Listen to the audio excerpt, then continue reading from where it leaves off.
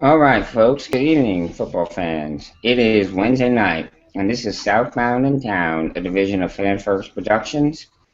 SBD is the premier NFC South focused podcast. Week one of the football season is behind us, and we will take a look back at the games of the NFC South teams. If you're watching and want to participate in the conversation, please feel free to reach out to us on Twitter at FanFirstPro using hashtag SBD. Allow me to introduce this esteemed panel. From Atlanta, we have Mr. Scott Karasik. How's it going? I write for Pro Football Spot as well as a couple of other places that I'm in the process of joining. You might see my name on the Falcoholic soon enough. And yeah, you can find me at You do some Karasik. other podcasts, don't you, Scott? Yep, I do the Falcon Central Radio podcast for Pro Football Central as well. Very nice.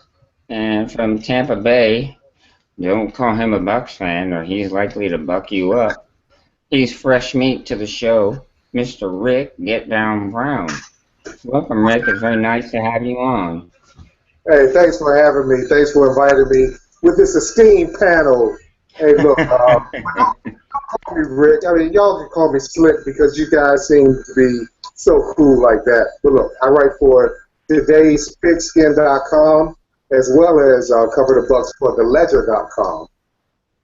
You can find me on Twitter at RickBrown91. I also have a podcast, IonSports.com. Look it up. You should have fun. Follow it. All right. Where can they reach out on Twitter? At RickBrown91. 91. What a fabulous year that was. All right. It sure was. I remember that. Now, like it was just yesterday. And last but certainly not least, we have Mr. Greg Barber. Hello, everybody. I'm Greg Barber. Right now, I currently write for Cat Chronicles, the rankings, and also covering the AFC North. But I am a true blood New Orleans Saints fan. You can contact me at IntenseGB on Twitter, and pretty much anytime I'm around. Let me tell you guys, Greg knows some people on Twitter. He has some serious fans, and he's always giving shout-outs. So people like that, I think. So if you don't follow Greg, make sure you do. He's a very good follow. Guys, we are back. It is Southbound and Down. We took most of the off-season off, but week one is past, and we are ready to get back into the swing of things. Yes. It's going to be a whirlwind 17 weeks. So who other than me is glad football is back? Oh, I'm glad. Come on, man. That's a stupid question. It is, because I tell you what, it just seemed like the off season dragged and dragged and dragged, and like an 800-pound gorilla. that's exactly right. That is exactly right. Before we get too involved, I want to take a minute and mention our new viewers. To our viewers, Tuesday night you can catch the other C3. You can catch the C3 podcast, another division of Fan First Productions. It's the premier Carolina Panthers podcast. Make sure you visit our website. It's CarolinaCatChronicles.com for all your hottest news and the newest takes on your Carolina Panthers. You can also shop Amazon and pick up tickets to all sporting events, concerts, or theater using our longtime partner with Fan First Productions, Ticketmonster. I think the most fair way to do this, guys, would be to start with the team that had the week's best performance. And to be perfectly honest with you, I think I'm just kidding. Scott, I think Atlanta had the best performance of the week, so I think we'll start with you. In the game, the Falcons took off like a rocket against the it seems overly hyped Philadelphia Eagles. Let me ask you one thing. Is Julio Jones human? Because he was playing out of this world. No, he's not human. He is a robot that was created to go out there and catch footballs and destroy the universe. and he's doing pretty good at both. I think you're right. I would have to absolutely agree with you. In hindsight, does it feel like all that you gave up to get him is completely worth it now? I mean, I said it was completely worth it back then, but I mean, who am I to talk? Scott. He's had some injuries that have kept him off the field, but when he's healthy, he's almost unstoppable. What about the development of Toy Lolo? Is that how you say his name? That's exactly how you say Yeah. it. He has, Okay.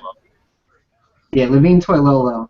He has been a very surprising, positive note this past week.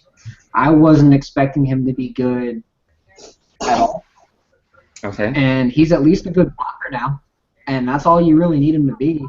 And he can go out there and catch that quick 5-yard pass like he did on a 3rd and 3, which was, again, that's all you need him to do. If he goes out there on 3rd and 3, catches that 5-yard pass like Tony Gonzalez used to do back before Tony retired, that's all you really need him to do.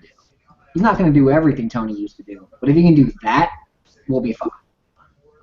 And do you also have Tammy as a tight end, don't you? Yeah, we do have Tammy. I'm not a huge fan of Jacob Tammy. I don't think the tight ends are going to be what Kyle Shanahan really wants them to be for a while. So you think that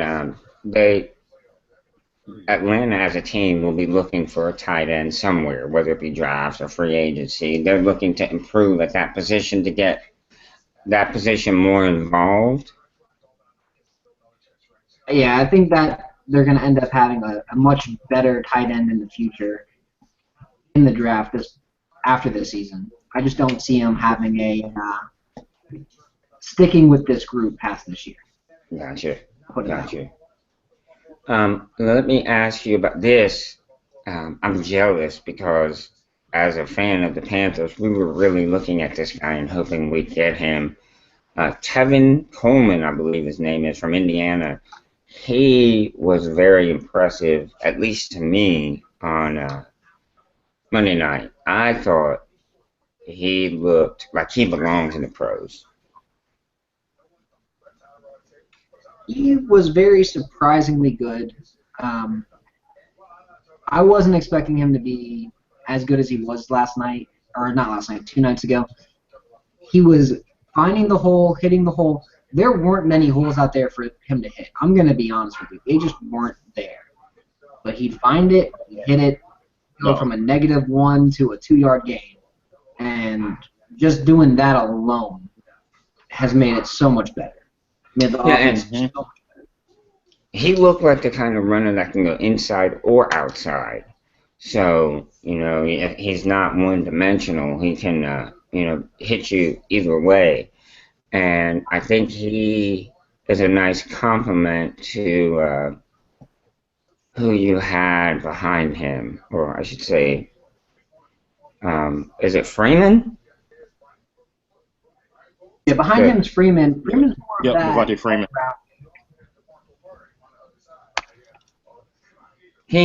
He's a little bit. Is he a little smaller of a back, more of a scat type?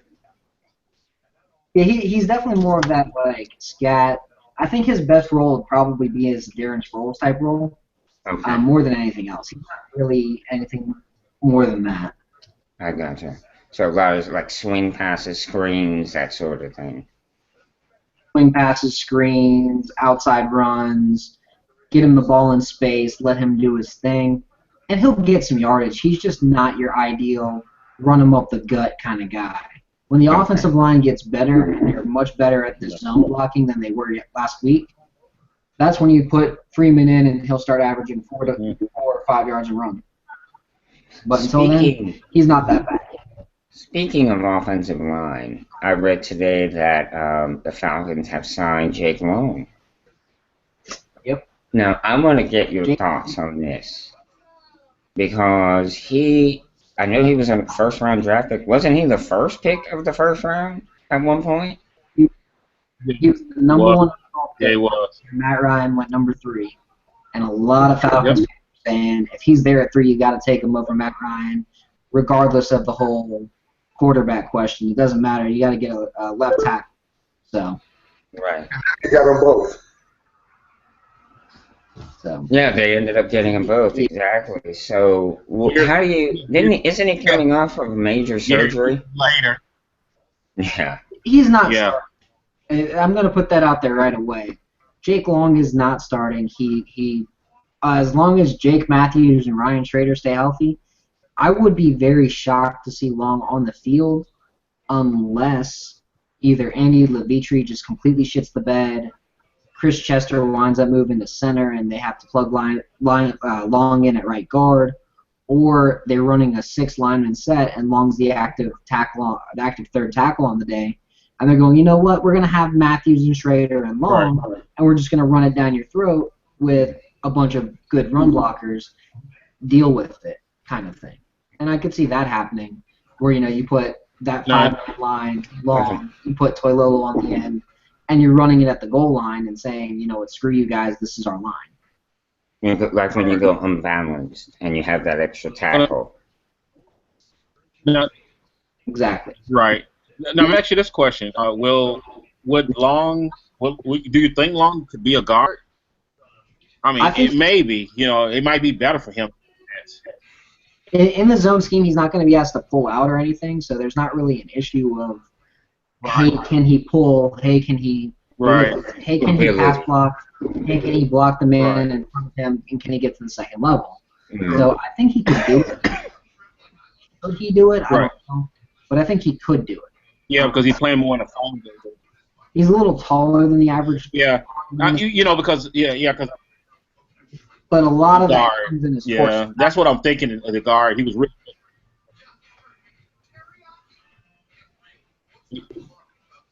All right. Well, I think as far as the move itself goes, I guess it does give you a little bit of depth. And if he is that versatile where he can line up outside at tackle or inside at guard, then he's a definite must-have on your roster, because you never know, every week you have the chance of losing somebody on the line. All right. Well, what do you think of the defense? How well they played? I don't believe they got any sacks, but I know they got some pressures. They hit Sam Bradford 8 times. Wow. For reference, last year when the Falcons hit any quarterback 8 times, it happened twice last year. In the second Saints game and in the first Saints game, they hit a quarterback more than 8 times, and they won both those games. That's the only time it happened all last year. It was the first Bucs game. Yeah, I was going to say the Bucs game, that's when you got your first sack. It was at Tampa Bay Bucs in Tampa. The blowout game. No, the blowout game in the Dome. Well, no. Not even the blowout game in the Dome. They didn't have pressure then. It was the game in Tampa that they had all the pressure. You got the sacks at the Dome. They got all the sacks in that Tampa game. They had like 5 sacks in that Tampa game. But they hit the quarterback. Anytime they hit or sack a quarterback more than 8 times, they win the game. Mm-hmm. And it seems like Dan Quinn realized that and said, hey, let's get after Sam Bradford. And they were getting after him with a 4-man rush. Mm-hmm. So I'm excited to see them go up against this crappy Giants line and see how many times they can knock Eli Manning. I know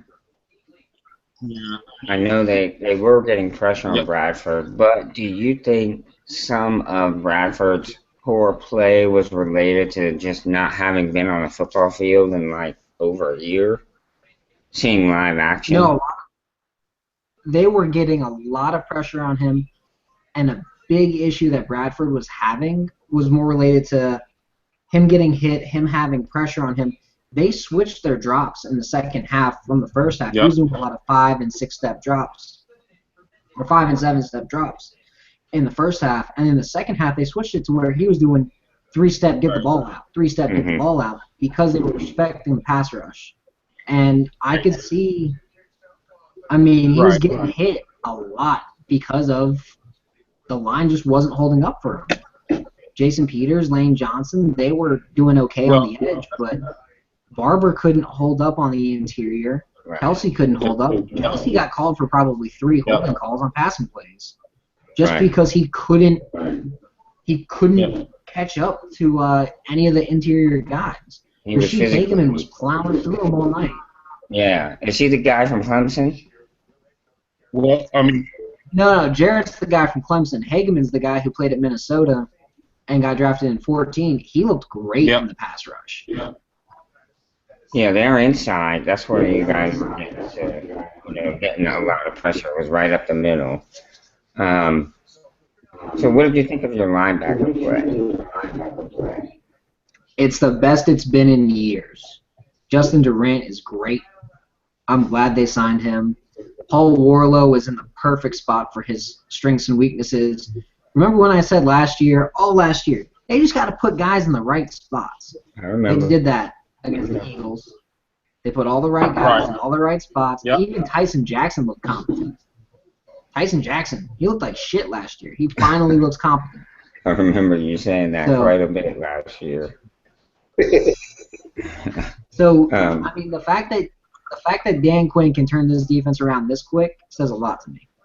Mm-hmm.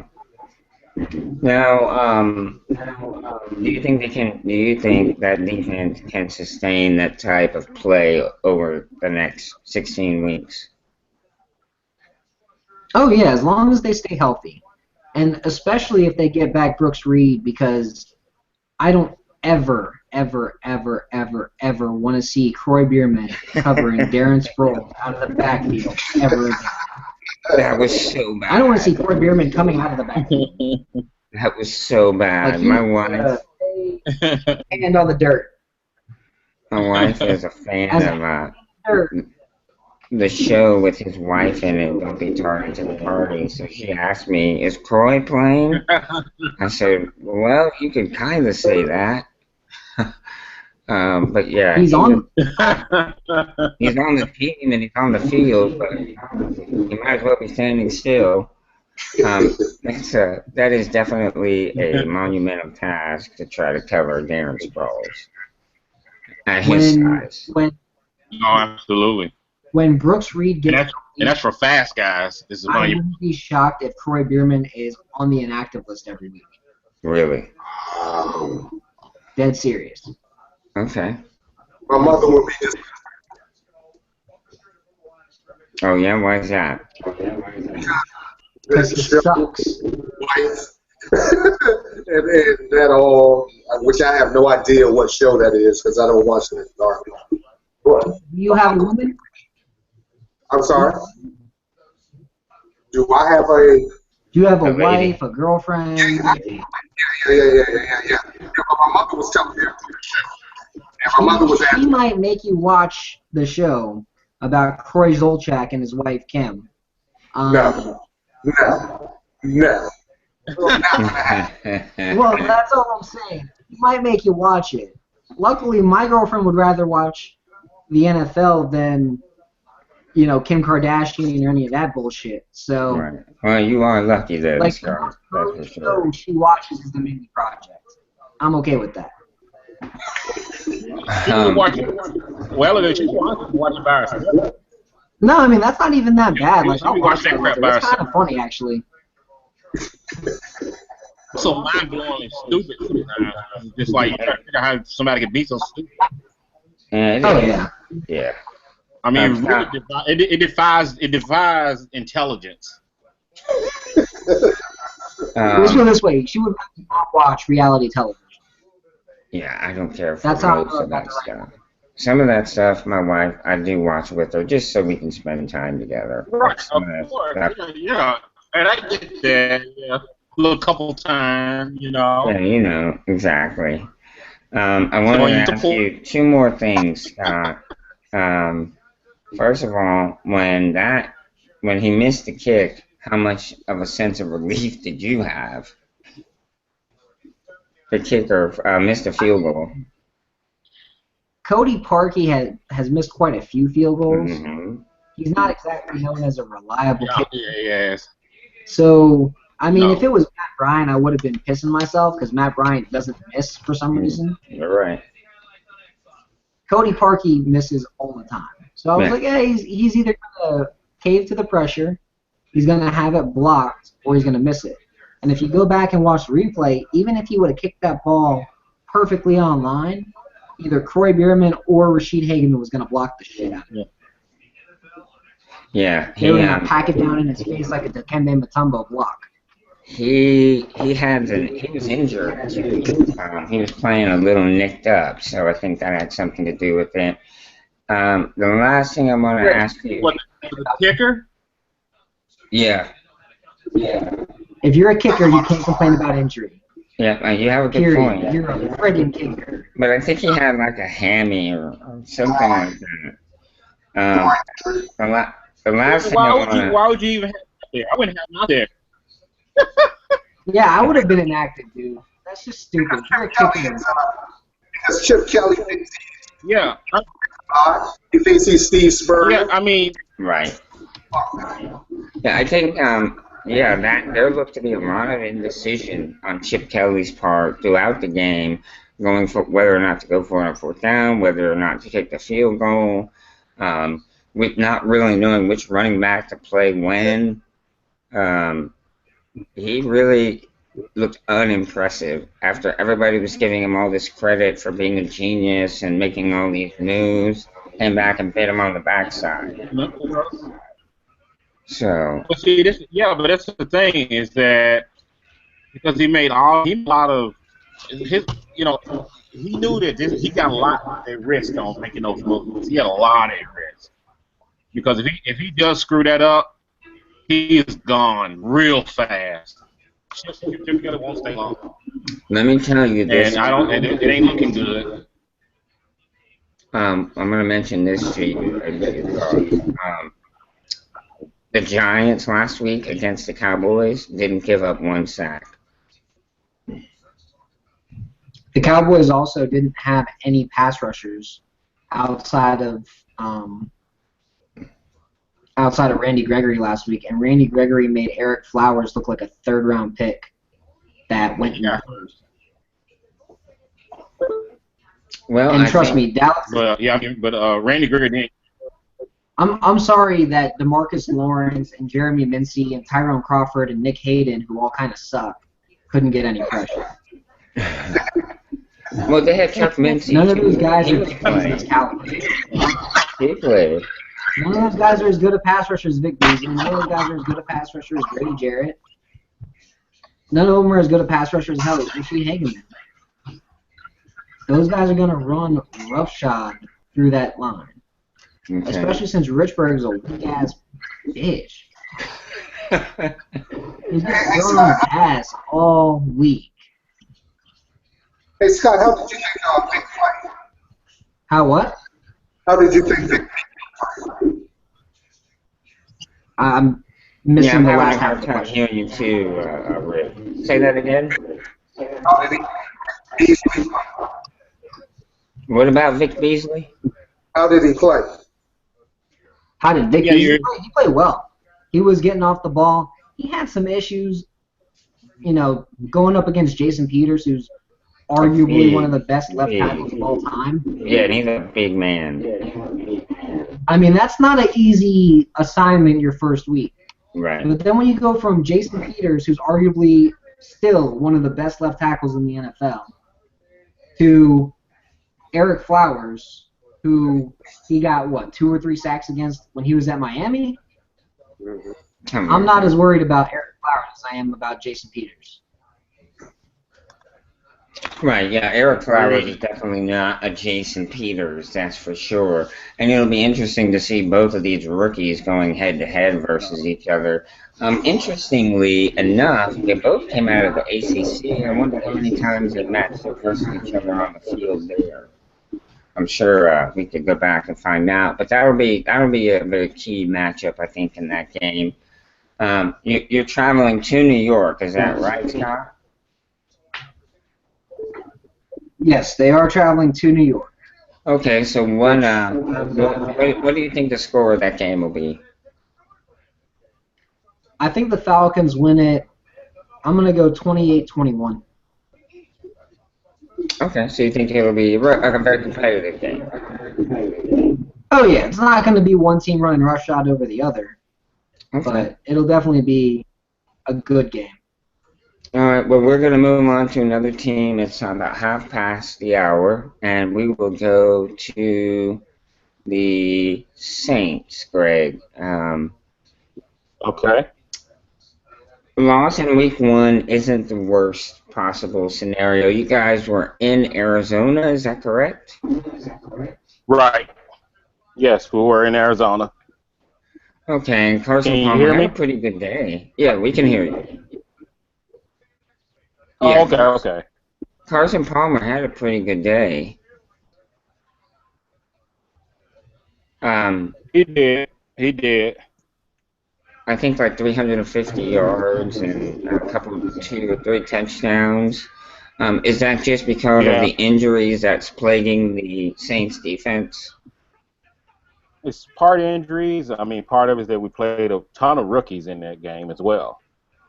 I mean, Oh, you're looking at Devin Bro, Damian Swan, some of the linemen there, Bobby Richardson, Tyler Davidson, all those. We had a lot of rookies there, and I think Kakakaha made a pretty much a statement that I kind of figured, because you could tell in that first quarter that the game was I think the game was a little fast for him.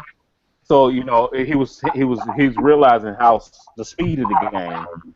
But you can see around the second and third quarters, they actually kind of settled down, and they actually was shutting down Arizona. They were stopping them, and they actually caught up and got into the game again. And then just kind of, I don't know, broke kind of in the fourth quarter. They just Arizona made plays that they needed to make to win the game. But yeah, well, Arizona's personally, I see some promise there. Mm-hmm. Arizona's a talented team. It's not like you lost to a bunch of scrubs. They are a talented team. Oh no, not at all. It's completely different from the playoff team that the Panthers beat last year when they have Carson Palmer. And their defense is still pretty formidable. Right. I know they have Calais Campbell up front, and then Tyrann Mathieu and Patrick Peterson. So there's some big names. What about Breeze? Do you see Breeze having a down year this year? No, I thought he played well overall. I don't think he was, because he's talked about, he had a oblique injury last year, and he said the oblique injury was he was to get to make throw passes. He was kind of adjusting his throws a little bit, and that's where some of that was off. But you could tell even during the preseason or this season, I thought he would actually play very well.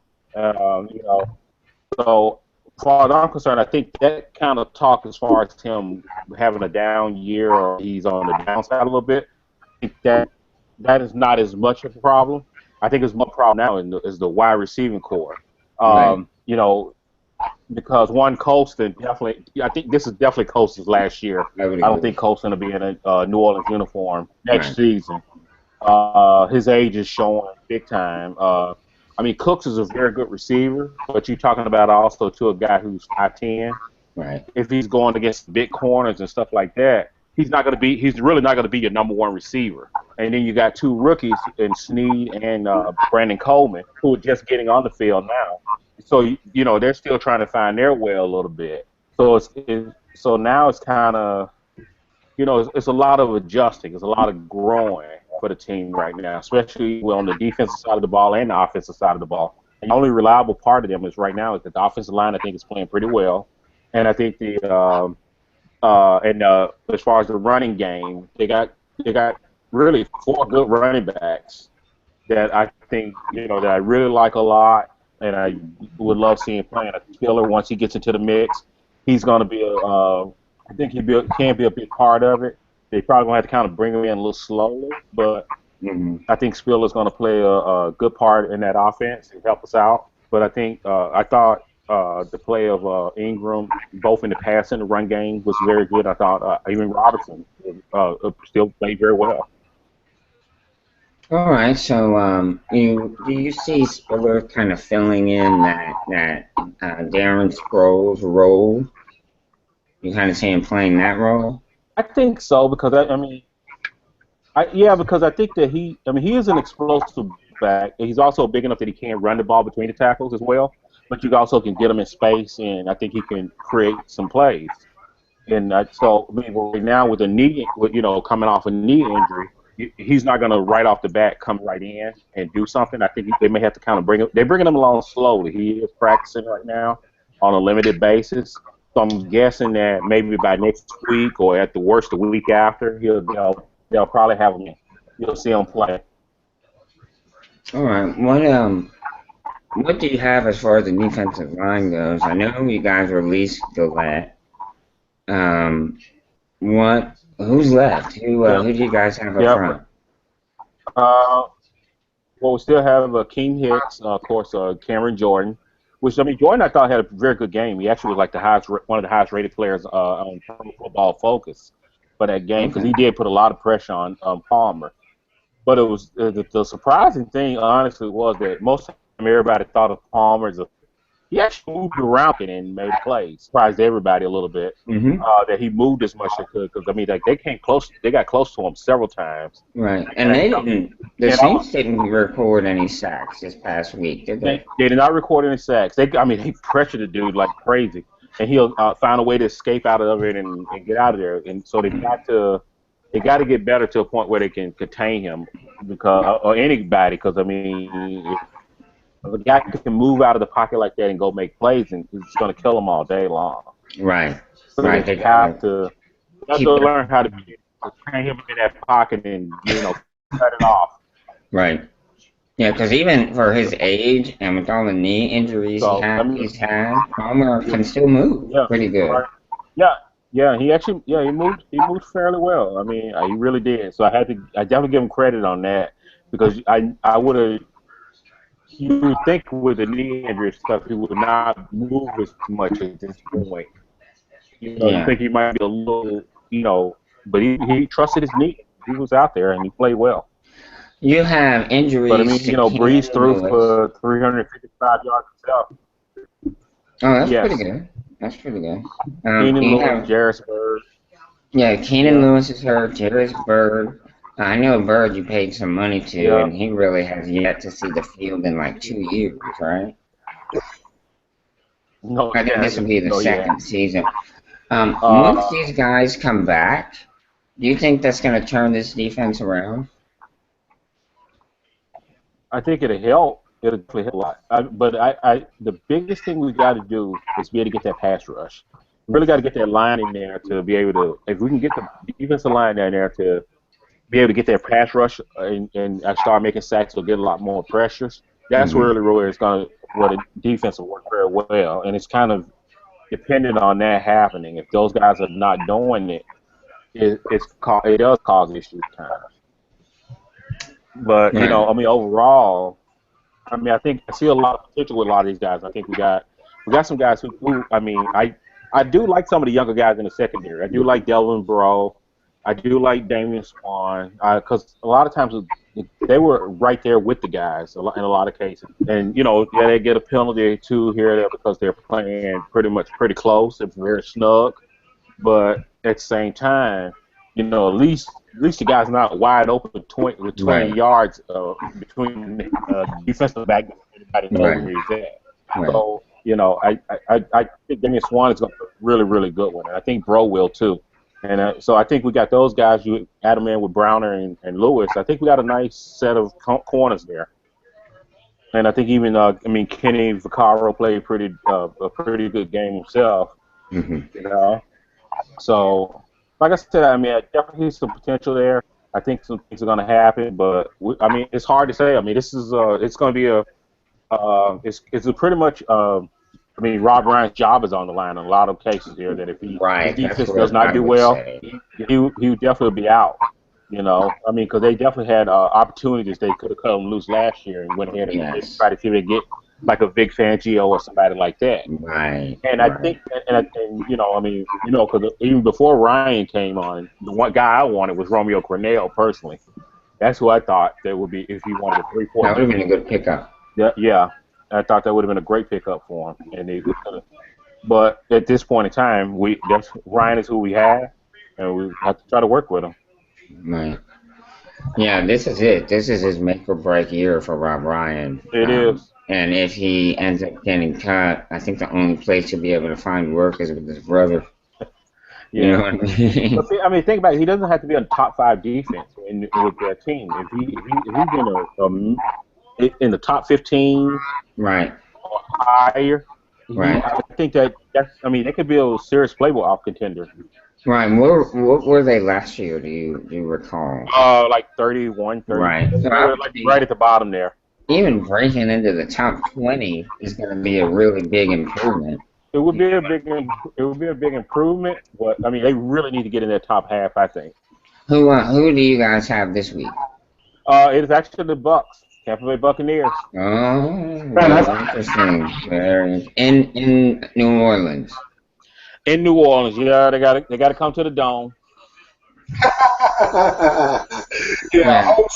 And then when they come here, I'll be here to watch them put it on Tampa Bay then. But I gotta watch it on TV. What do you think the score of that game will be, Greg? What do you see the final being? Yeah, I really don't know. I mean, both the last 2 games last year were very close. I'm gonna be conservative on this one. I'm be conservative on this one. I'm gonna go 27-20 New Orleans. All right, let me go back to you, Scott. On the New Orleans-Tampa Bay game in New Orleans, what do you see that score being? From what you've seen of either team. I mean, they both look like hot garbage. So 28-24 New Orleans, just because it's in New Orleans. If it was in Tampa, I would pick Tampa, but they both look like hot garbage. They're both going to be anywhere between 4 and 7 win teams this year. Yeah, I think you might be onto something there. I mean, for Tampa, that's an improvement, but for New Orleans, it's more of the same. But New Orleans just has so much crap right now. Like, they just...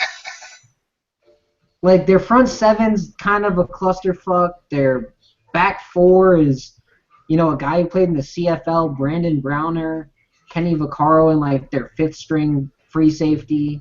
Mm-hmm. Their offense isn't really clicking the way it should. Their offensive line is a little bit better, but not much. I mean, they've got a lot of problems in New Orleans, and I feel like they're trying to make it to where Drew Brees kind of says, hey, guys, I'm going to retire because I'm tired of getting my ass kicked. And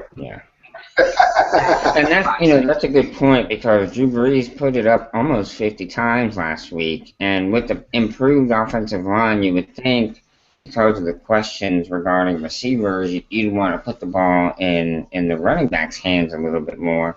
Because you can really pound what's his name, number 22. You can give him the rock, 25, 30 times a game. You can. And that's really, I thought that was something they should have done. Another note, this is all coming from Mr. T Money. Carson Palmer did not lose a game last year. That's something to think about. Something to remember. So, if Mike Evans is playing, I think it's bad news for the Saints because that defensive back Swan gave up 100 yards last week. So if they're having to cover Mike Evans, that's going to be trouble. And we're going to transition to Tampa Bay and bring you in, Rick. Thank you for your patience. You've been waiting. Last week was not the start that everybody in Tampa had hoped for. Jameis Winston was seen sort of as this savior coming out of college, won a national championship, has a big personality, is a great baseball player, cannon for an arm. The biggest thing to me was, his senior year, he had 18 interceptions. If you throw 18 interceptions in college, what is it going to look like for you in the NFL? Indeed. And the one thing about him is that he has this Brett Favre gunslinger's mentality. He always wants to force passes. And his first pass of the game was intercepted. Why? Because he had seen he's going to throw it to Humphreys no matter what. And even though he's covered, I'm going to make that throw. And I could make that throw when all he had to do was check it down to 22 Doug Martin, who was right in front of him, could have run for a first down. So you have to kind of reel him in a little bit and say, look, James, the check down is okay. The check down can actually be your friend. There are going to be times where you have to take that chance. But the first play of the game, the first throw of the game or third down, that's not necessarily the chance that you take. It's something that he's going to have to learn, I really think. And just to tone it down a little bit. They don't want to take it all away from him because they love that mentality. They love that, hey, I'm going to get the job done. Right. You want that from your quarterback. Yeah. Because they've had quarterbacks in the past that just want to check down, check down, check down, check down. And that's not going to get you yards. That's not going to work all the time. So, yeah, they struggled mightily. But it wasn't just James. The offensive line was horrible. The rookie Ali Marpet from Division III Hobart, he played okay, but even he got beat a couple of times on some simple text moves where instead of sliding off and picking up the defensive end, wrapping around, he's staying with his man, whereas the right tackle, who's also new, since DeMar Dotson is out, there's no way he can get back there. Mm-hmm. So the offensive line is in flux still. You know, bad decisions by Jameis. And we're not going to even talk about the defense. What defense? Everyone thinks they were playing cover 2 a lot. They weren't. They played maybe 5 plays of cover 2 that entire game. They were playing a lot of man high, but the guys were freelancing. They weren't doing their thing. They weren't, as some coach says, do your job, do your job well. Mm-hmm. They didn't do that. There were a ton of mistakes on the defensive end, and that's how the game got out of hand. A couple of good things for them. Doug Martin looked like he did. He has all during camp. He's running the ball. He's decisive. He looks quicker. He's making plays again. They need that. They need to stay close to let Doug do his thing. That was key. Also, the tight end, Austin Seferian-Jenkins, had his best game as a pro. He only had 5 catches, but they went for 110 and 2 touchdowns. Yeah. He presents a matchup problem as well because of his size, 6'5", his speed, like a mini Jimmy Graham. Those great tight ends. He played a minute. He continued. Then they're going to be fine on the passing game. You mentioned Mike Evans.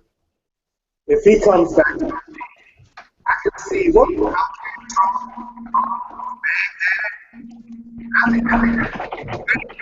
we're losing you there, Rick. Yeah, I don't know where your microphone is. But okay. Can you hear me? Yeah. You've heard that Outkast song, "Bombs Over Baghdad"? Yes. If Mike Evans is back, I think there's going to be a lot of bombs in that Superdome, that Mercedes Superdome and whatnot, because they're going to blow those daggone quarterbacks to shreds. They're going to just rip them to pieces.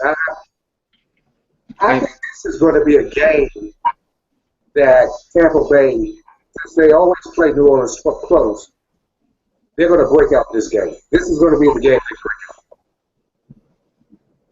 Okay, that's a very interesting perspective. I think you have a battle of a mediocre defensive line against a mediocre, a little less than mediocre offensive line. And you got the rookie quarterback. So this is going to be an interesting game. Drew Brees, he can still hurt you. I still think the Saints are going to have to run the ball if they want to have a chance at winning. Just because they don't have the weapons outside. And the inverse of that is the Bucs do have the weapons outside. So that could be trouble. I think you're right. I think it's going to be trouble for the Saints, even though they are at home. A place that they haven't played well. Right. They didn't play that well last year at the Dome. Right, which is historically, kind of backwards because normally they're unbeatable at home. In Atlanta. What about the Bucks defense? What did you see that you liked, and what did you see that needs to be worked on? The only thing that I saw that I really liked was the push from the interior. Gerald McCoy did his job. Clinton McDonald played well. Henry Melton also played well in the D tackle spot. The defensive ends I thought didn't play as well, especially George Johnson. I thought there were times where he could have, instead of trying to get at the quarterback, his job is to not let that running back get outside. And there were times where he lost containment. In this game, you have to do your job. Right. You funnel everything back inside, then everyone else has a chance. So the only part of the defense that I thought played well was the D tackles. The linebackers were out of position. They were taking bad angles. They were trying to do things that they're not supposed to do. And the secondary was safeties fighting on play action fakes when you're not supposed to in defense. Mm-hmm. Cornerbacks playing too soft. They have to play smarter. Like I said, when I watched the tape yesterday or today, the all 22, no, Tuesday, when I watched all 22, I saw them taking errors. It wasn't necessarily the scheme. It was them trying to do too much. I think this defense has a chance to be pretty good because they have the athletes to do it. They have to do their jobs in order for it to work. They just have to stay in the scheme, is what you're saying, and that makes me wonder. This is the second year for Lovey there in Tampa, and you would think the guys are familiar enough with the scheme. He didn't go and change schemes from last season. So is it the fact that they have a bunch of new people playing, or is the scheme too difficult for the personnel? The scheme isn't too difficult. I just really think you have a bunch of playmakers. You have a bunch of like wild horses who just want to attack, instead of being disciplined enough. I think it was a lack of discipline more than anything else. I think they're going to be fine. I think that was a wake-up call for them because they know what's coming up. You have Drew Brees, and if Marcus Mariota can rip you, what do you think? Drew Brees, Drew Brees is going to destroy your butthole like Lexington Steel. Yeah, Drew Brees is he's pretty. Not mine. Tampa Bay's. You get what I'm saying? We're coming to see you too. Remember that. Yeah, I know Matt Ryan's going to destroy them. Mm-hmm. It's going to be beautiful. You remember that 56-14 game last year? Yeah. We're gonna see it again. Yeah, Aren't you excited? No, Doug Martin is playing like he did his rookie year. He's had a great preseason. He really looks like the guy that was the number one fantasy back a few years ago. A couple years ago, Yeah. Without a doubt, he does. Oh, it's a contract year for him. That explains some of it, then. He's playing for a job. Yeah. So he's but he's gonna be going elsewhere. He won't be there. I think you're right, Craig. I don't think he'll end up being there. No, I think you guys are wrong. Nope, because why do you think they got Charles Sims? They got Charles Sims to replace him anyway. And Rainey's still there, isn't he? Yeah, but Rainey's a third change of hat. No, Charles Sims hasn't shown anything. He's had opportunities. That's still Doug Martin's team. The best back on this team. And truth be told, I I think Mike James is the second best back on that team. Wow. And he was inactive on Sunday. Right. That's just me. All right. Well, what do you think the score will be of that game on Sunday when the Bucs travel to New Orleans? There, Rick. 23-20 Buccaneers. Wow, close game, real close game. Oh yeah. Defense is gonna score once. All right, that's what I like to hear. Predictions. I play predictions. I will be at a bar where all the games will be on, so I will have an eye toward that matchup. Well, we've only got a few minutes. Left. So let me just talk about the Panthers briefly. We talked about them a good bit last night. Panthers looked underwhelming. I honestly had hoped that they would, I didn't expect them to come out like gangbusters, but I hoped they could have a little bit of consistency in their offensive game plan, and they really didn't. And the fact that Kelvin Benjamin wasn't out there hurt them tremendously. The running game had a good first quarter, but that was the extent of it. After that, it was almost non-existent. Cam Newton had a few good runs, but our running backs were completely ineffective. Our line struggled in the run game, and that worries me because the Jags D-line was beat up. They didn't have some of their normal starters in, and that was worrisome. I'm sure y'all heard Luke Kuechly got a concussion. That play looked particularly bad to me. Yeah, I saw the game. Like his head was down, and the guy came like that, and I thought he was going to have a neck issue, like it compressed. I thought he broke it. That's what I thought. Yeah, because he hit with the top of his head. Yeah, he hit with the top of his head instead of like his face mask. That's exactly right. That's exactly right. Oh, yeah, no, I saw the injury because he hit it, and all of a sudden he just stood there and then he fell like a tree. Right. He was out. So, that's, of course, a worry. But I'll be honest, I was pleased with the play of A.J. Klein, his replacement. I thought he came in and did a pretty good job. Yeah. I've seen him a few times. Yeah, he's kind of that all-around linebacker. So not good on the strong side. What's that? But he's solid.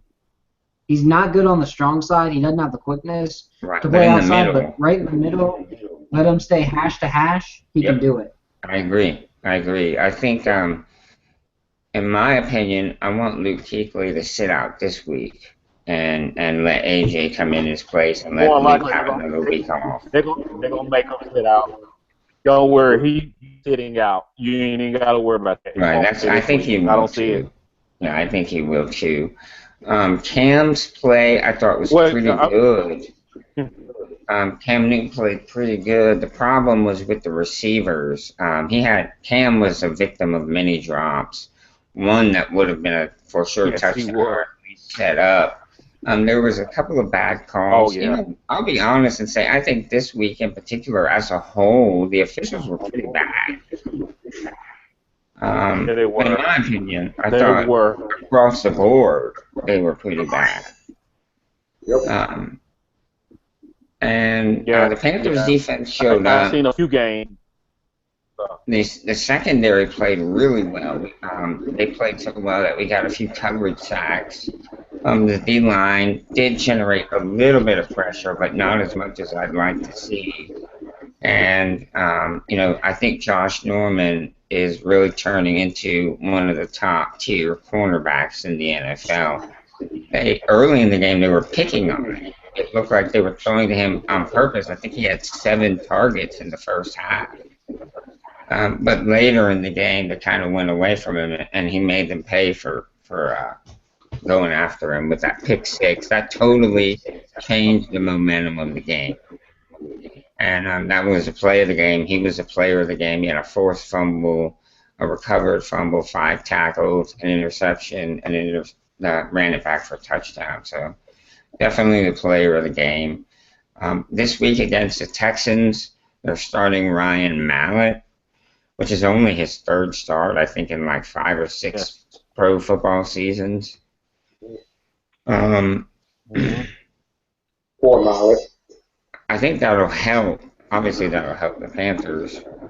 I think the defense has got to play well. DeAndre Hopkins is a weapon. He can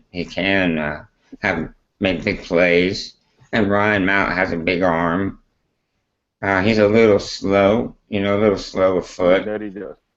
So hopefully the defense will get him. Our linebackers will bring some pressure occasionally, and I think we win. I think the Panthers win, but I think it's closer than people are thinking, and it's going to be something along the lines of like 24-17, 24-16, something like that. Well, guys, I'm going to thank you. I know it was a little, it's the first week. We're getting back to it for the first time in almost a year. So, it was our first episode, but I think they'll continue to get better. We'll have more and more to talk about as the season develops. And Rick, I'm going to thank you for coming on the show. It was a real privilege to have you on. You really know your Bucks, man, and that's awesome. I'm sorry, you know the Bucks, not your Bucks, because they're your Redskins. I've covered it for 8 years, so I better know the team. But look, I appreciate you guys. I appreciate you having me on, and hopefully sometime during the year you invite me back. Oh, yeah, I'm sure we will. And Scott and Greg, appreciate it, just like old times. We'll have a lot more to talk about next week, and I might even get some production stuff going with some music, some sounds, and who knows what's going to happen. But again, thanks, guys. I enjoyed it. I hope everybody has a good rest of their week, and Sunday is on the way. So for the Southbound and Down podcast, it's your boy, the freaking Puerto Rican, saying good night, San Diego. Hail to the Redskins.